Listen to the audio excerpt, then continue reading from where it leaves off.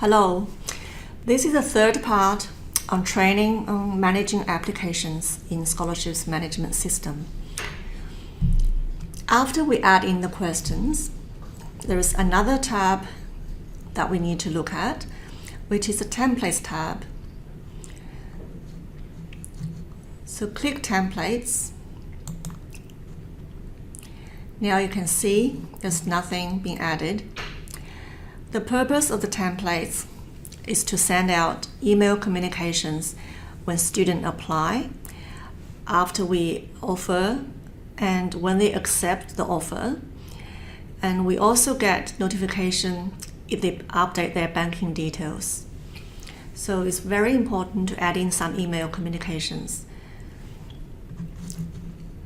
The standard email communications that we normally add is as follows. Let me show you one example of the term that we have all the standard templates add in. You don't have to be in order. You can add in, say, for example, final processing. That's the event description that I chose. The template name, you can also choose one that corresponding to that. Say you want to send an email to unsuccessful applicants, and that's the template name that you choose. All right, we'll do that in a new term, and I explain one by one.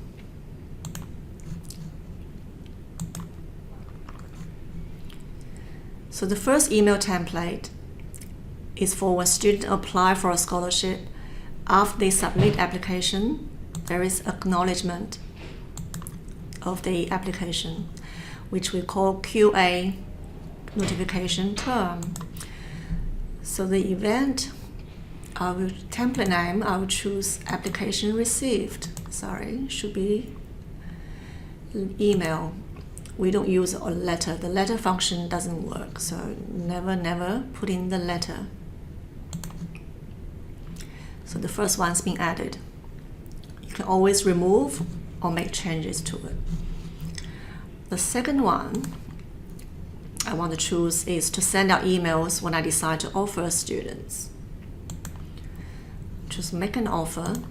So apparently there'll be offer email. And I click add.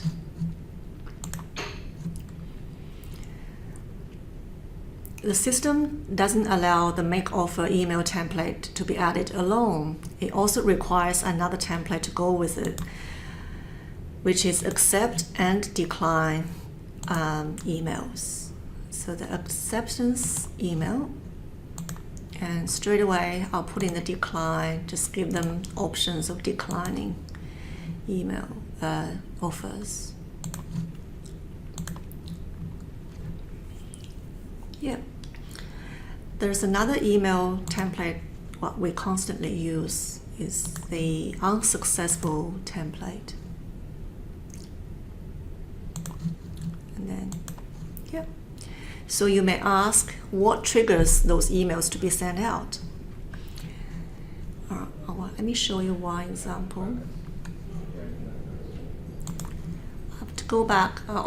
I suggest use a breadcrumb to go back and forth, just to make it easier for navigate around the system. Let's look at the last term's applications. Okay, so when students apply and if they answer all the questions correctly, their status is submitted. So you can see for last year's application, I had 30 submitted status. And to trigger the offer email is when I change the application status to offered. As soon as I change that to offered, the email goes out to student. Yeah, so I need to do that. So I need to change that to offered. Yeah, I won't save that. But this is how the email is triggered. And when I changed to ineligible final processing to tidy up all the unsuccessful applicants, the unsuccessful email goes out. So that's how it works. And when students accept the offer from the student portal My Scholarships, the acceptance email sent to us as well. It won't go to your inbox, but it comes to SAS administrators, so we get all those emails.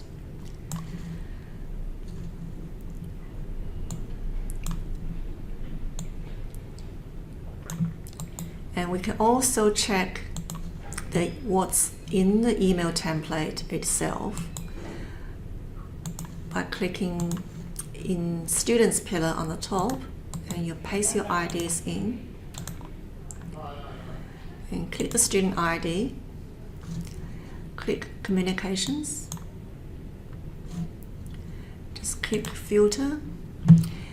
You can see there are 3 email communications gone out to students, and it's for 2 scholarships. Okay, for placement grant, he submitted, and you can view the template. See, that's the email that gives them a summary of the applications and the questions and answers, etc. So for the unsuccessful, you can tell this is an unsuccessful email. Unfortunately, at this stage, you won't be able to edit the email template. It's all generic. So that's all about templates. We are now ready to set up the open and closing date for the term, as we already did that. So the scholarship is now ready to open. As you see, it's not the term. Okay, let's check the term that we just set up.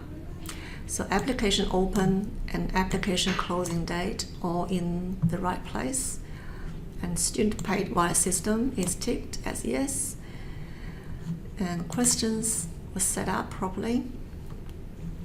Email template was set up correctly.